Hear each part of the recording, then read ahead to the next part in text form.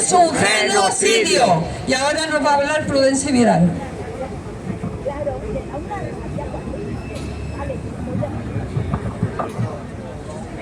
Hola, buenos días a todos y bienvenidos. Buenos días. Después de este largo tiempo sin vernos. Creo que a ninguno de nosotros se nos escapa que estamos en un momento muy importante para todos nosotros, para el país y para el sistema público de pensiones. El bombardeo de la guerra contra el sistema público es incesante. Cada día en los periódicos, sin faltar, aparecen opinadores, esa gente que sabe de todo, igual opina de pensiones que en la guerra de Ucrania, como en los incendios de verano, como cualquier cosa. Son realmente Homo sapiens, aunque el término aplicado tendría que ser Homo sapientissimus, el que más sabe de todo. Lo curioso del caso es que describen la situación, pero nunca analizan las causas. Vamos a comentar alguna de estas noticias. Los pensionistas de Cataluña cobran 1.000 euros más de la media que los de Andalucía.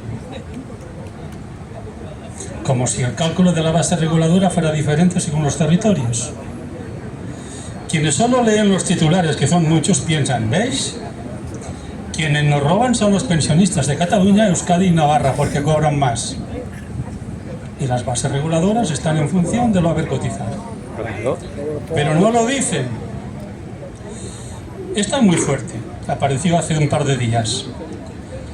Los mayores de 65 años poseen el 70% del capital inmobiliario y el 40% de la renta.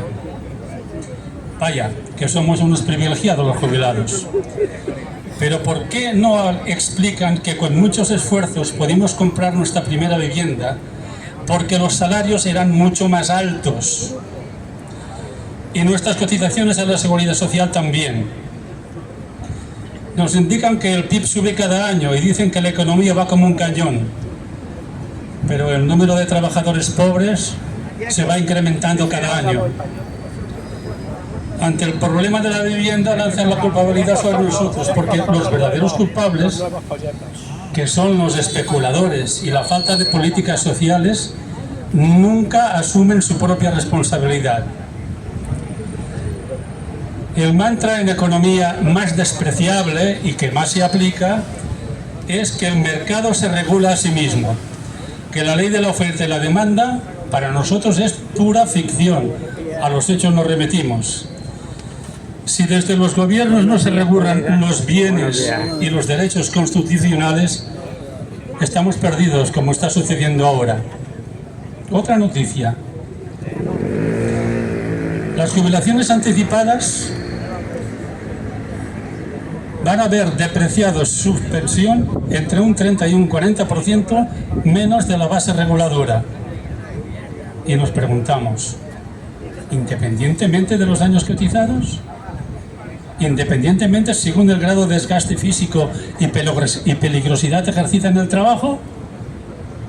No puede ser. Otra de ayer. Y esto se repite una y otra vez. El coste de las pensiones es inasumible. Pues me he puesto a hacer números. El coste total de las pensiones es de unos 180.000 millones de euros. Preguntémonos. Nadie se lo pregunta. ¿Cuánto de este dinero vuelve a las arcas del Estado? Aproximadamente.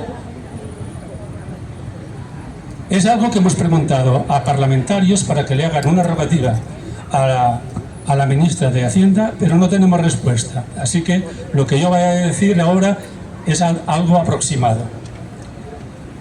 Entre unos y otros pagamos cerca de un 20% de IRPF. Unos más, otros menos.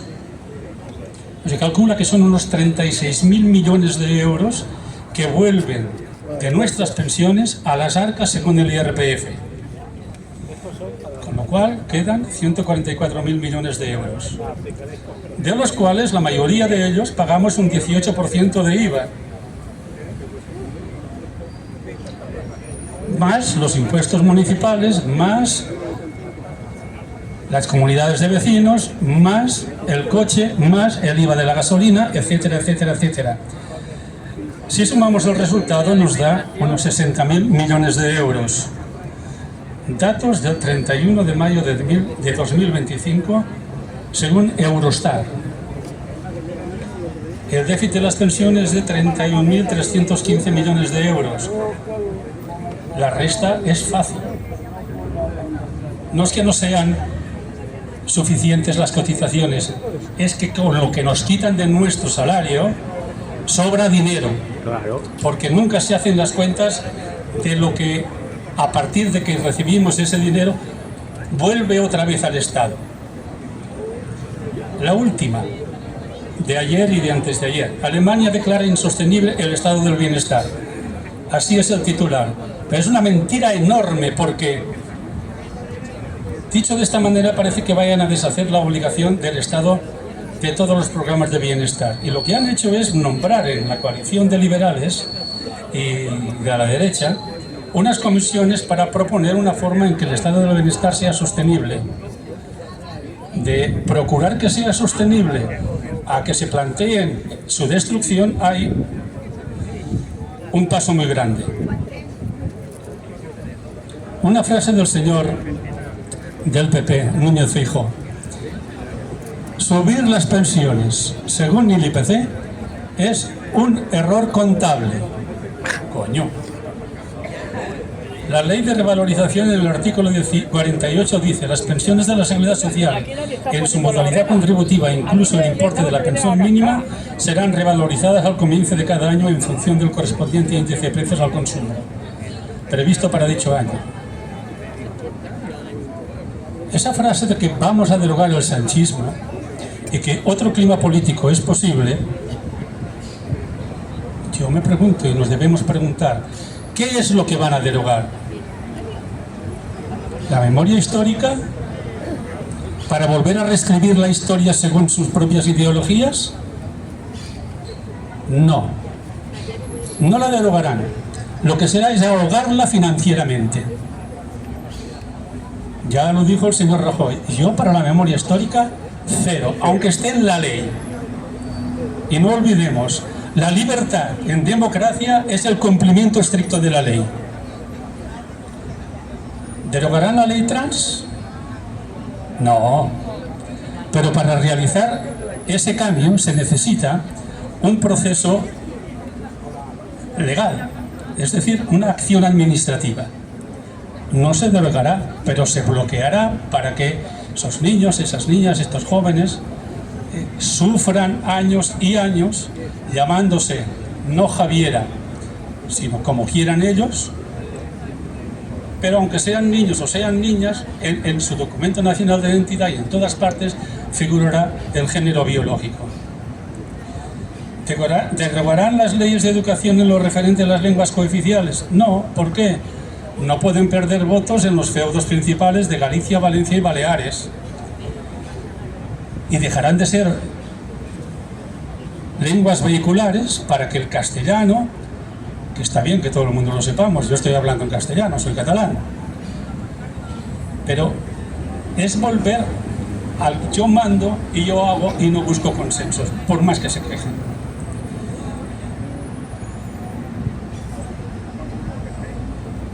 La afirmación del señor Feijóo, que es calamitoso que para la economía de un país que las pensiones vivan sobre el PIB.